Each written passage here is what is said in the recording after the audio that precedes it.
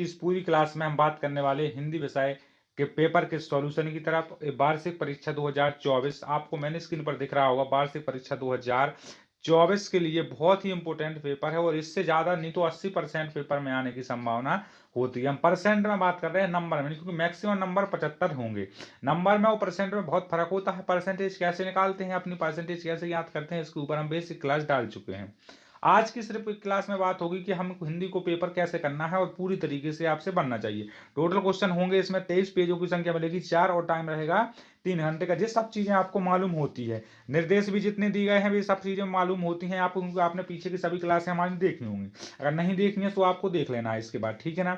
सबसे पहले हम बात करते हैं आज की क्लास में बिना देरी किए हुए क्वेश्चनों की तरफ। तो भाई मेरे अगर चैनल पर आप पहली बार आए तो चैनल को सब्सक्राइब कर लो। वीडियो में अगर पहली बार हो तो लाइक शेयर आपको कर देना। अगर पहले से आते हो तो आपने कर दिया होगा। होता है आपका सही विकल्प का चयन कीजिए। सही विकल्प में सबसे पहला नंबर क्वेश्चन होता है, आचार्य रामचंद्र शुक्ल ने हिंदी पद्य साहित्य का विभाजन कितने भागों में किया है? तो इनने किया है 3 भागों में विभाजन, तो इसका आंसर हो जाता है 3 भागों में। फिर देखना दूसरा नंबर होता है, परशुराम को व्यंजक भरे उत्तर दिए थे, किसने दिए थे?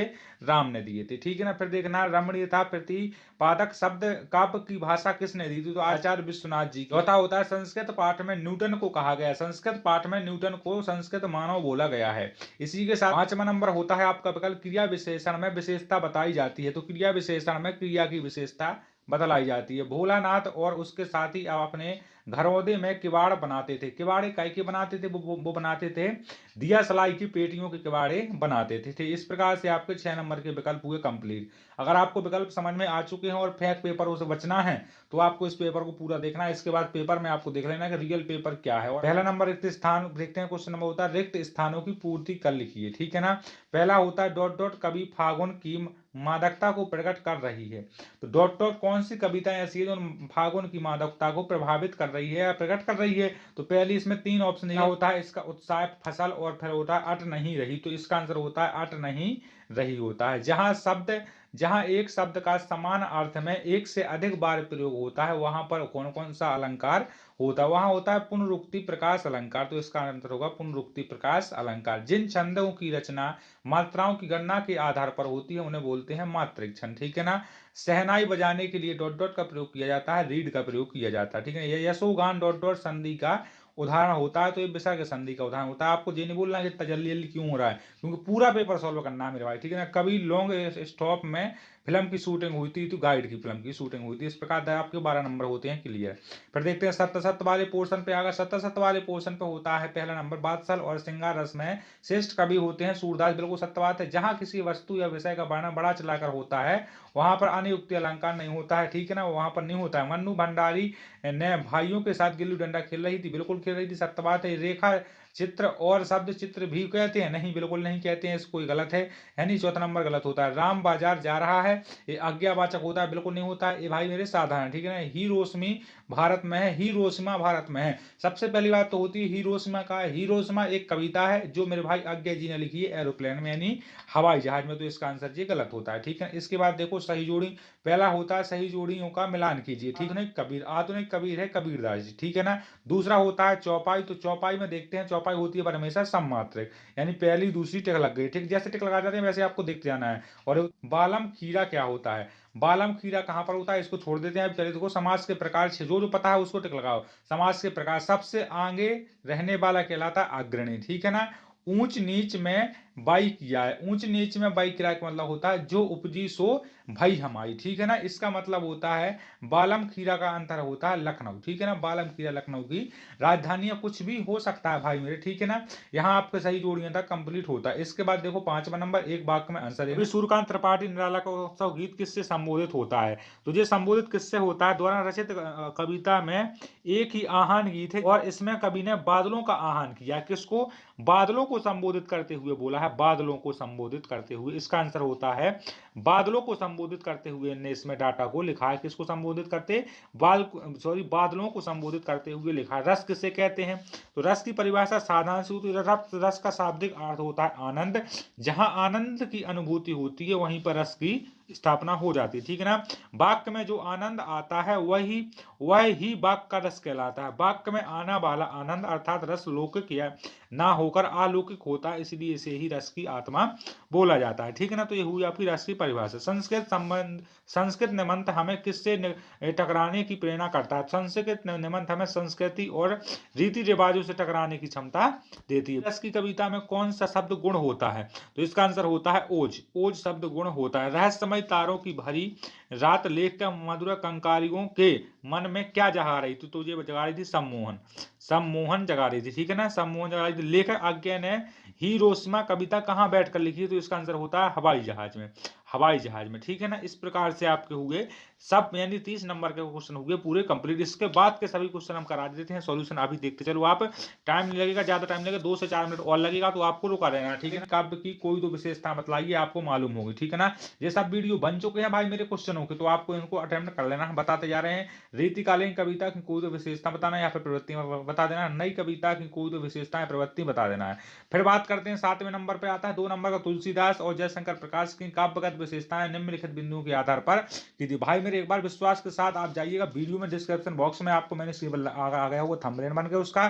तुलसीदास और जयशंकर प्रसाद जी, मैथिली शरण गुप्त, ऐसे 4 जन के हमने जीवन परिचय 7 मिनट में कंप्लीट किया। इतने बेसिक तरीके से कि जीवन में दोबारा नहीं भूलेंगे और दोबारा आपके नंबर नहीं कटेंगे गारंटी के साथ। ठीक है, परशुराम ने सहस्त्र बाहु का वध क्यों किया? इसके बारे में आपको बताना, किताब में पढ़ा हुआ। ठीक है, कवि नागार्जुन ने फसल को हजार हजार खेतों की मिट्टी गुण धर्मों क्यों कहा है? ये आपको पता होना चाहिए। ठीक है ना, संगतकार किन किन मुख्य रूपों में मुख्य गायिका की मदद करता है? ठीक है ना, और देखना इसके बाद उसके बाद होता है महाकाव्य और खंड काव्य में 2 अंतर। इसके ऊपर भी हम क्लास बना चुके हैं। ठीक है ना, फिर देखना है स्थायी भाव और संचयी भाव में कोई अंतर, इसके ऊपर नहीं बनी है अभी।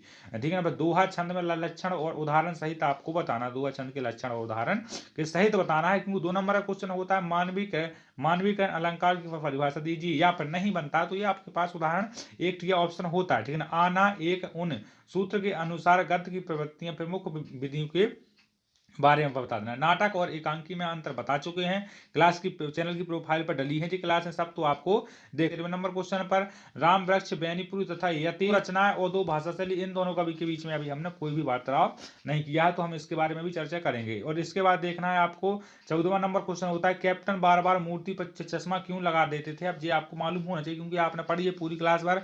बाल गोविंद भगत की पुत्र नहीं छोड़ रही थी। अब ये बात मालूम हो सकती है तुम लोग को। ठीक है ना, सुशील बाधाओं से क्या अभिप्राय होता है? सहनाई को सुशील बाधाओं में सहाय की उपाधि क्यों दी जाती है? तो भाई मेरे साधारण सा क्वेश्चन है, हो सकता है बन जाए। आवश्यकताओं की पूर्ति के लिए सुई धागे की आविष्कार हुई थी। अरे यार, सुई धागे का आविष्कार क्यों हुआ था इसके बारे में आपको पता होना चाहिए। फिर देखना है निम्नलिखित वाक्यांशों के लिए एक शब्द के बारे में उत्तर देना है। पूरब की ओर हवा पूरब की ओर बहने वाली हवा कहलाती है। पूरब की ओर बहने वाली हवा कहलाती है कौन सी हवा कहलाती है? पूरब की ओर बहने वाली हवा पूर्वाई कहलाती है। पूर्वाई कहलाती है। पूरब की तरफ बहने वाली हवा कहलाती है पूर्वाई। जिसे बांटा ना जा सके उसे ज्ञान बोला जाता है। ज्ञान कभी भी तुम्हारा बांटा नहीं जा सकता। हिंसा हिंसा सब कुछ तुम्हारा बांटा जा सकता है, पर ज्ञान कभी भी तुम्हारा नहीं बांटा जा सकता है। निम्नलिखित बिंदुओं पर मुहावरे बनाना है, तो 2 की चीजों के आपको मुहावरे बना देना है। ऊपर के बन गया तो नीचे का करना है। भोलानाथ ने अपने साथियों को देखकर सिसकना क्यों भूल गया था? इसके बारे में पता होना चाहिए आपको। गंतोक में मेहनत का बादशाह का शाह क्यों कहा जाता है? इसके बाद देखना है आपको संदर्भ प्रश्न। तो संदर्भ और प्रश्न लिखने की एक हम क्लास डाल चुके हैं बहुत ही बेसिक तरीके से। अगर वो आप देख ले तो जीवन में किसी भी पाठ का संदर्भ प्रश्न आपसे बन जाएगा, चाहे वो जहां संदर्भ प्रश्न आपसे पूछा जाए। इसी के साथ देखते हैं एक होता है फिर से संदर्भ प्रश्न, तो ये भी उसी टाइप का होता है। और इसके बाद होता है हाथ घड़ी एक आकर्षक विज्ञापन तैयार कीजिए। हाथ घड़ी बनाना है, उसका आकर्षक विज्ञापन यानी अपन को लिखना होता है। वार्षिक परीक्षा की तैयारी से संबंधित 2 मित्रों के मध्य संवाद लिखना। अगर ये भी चीजें नहीं बनती है तो इसकी चीजों के बाद आपको कमेंट करना पड़ेगा। वार्षिक परीक्षा आपकी मूड पर आ चुकी है। इसके बाद अपने बारे में 2 मित्रों के बारे में आपस में विवाद लिखना है।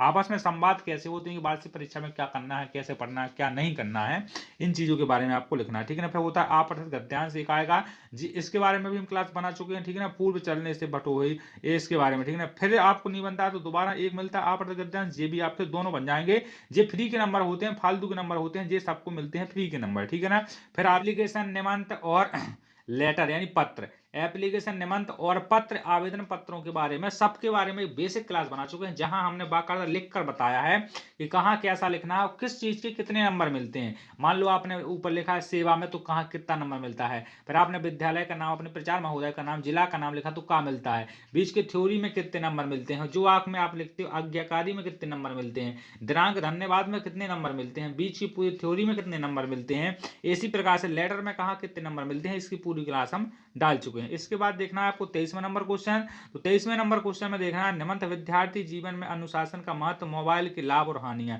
तो भाई मोबाइल पूरे दिन रात चलाते हो, आपको आप मोबाइल की लाभ हानि नहीं बनेंगे तो क्या होगा। फिर जल ही जीवन है, आप जल को पूरे दिन पीते हो तो जल ही जीवन हो सकता है। पर्यावरण सुरक्षा और मेरी दिनचर्या, आप अपनी दिनचर्या तो आप बता सकते हो, कैसे पूरे दिन मोबाइल चलाते हो और यहाँ वहां ताकते हो, तो अपनी दिनचर्या तो आप बता सकते हो। इसी के साथ में हम करेंगे अब क्लास का अंत। तो आपको अगर आई होप आपको क्लास बहुत अच्छी लगी हो या जितनी भी अच्छी लगी हो, तो आपको अब कमेंट बॉक्स में बता देना है, बेहतरीन तरीके से आपको कमेंट कर देना है कि ऐसे लगी है क्लास। तो इसी टाइप की हम अगली क्लास भी लाएंगे आपके लिए बहुत ही अच्छे तरीके से भाई मेरे। तो भाई मेरे अब हम करते हैं क्लास का अंत। तो आपने चैनल को सब्सक्राइब तो कर ही लिया होगा, अगर अभी तक भी चैनल को सब्सक्राइब आपने नहीं किया तो अब भाई मेरे एक बार चैनल को सब्सक्राइब आपको करना ही पड़ेगा और करो भाई मेरे, ठीक है। तो इसी के साथ सभी भाइयों को दिल से धन्यवाद। जय हिंद, जय भारत, वंदे मातरम।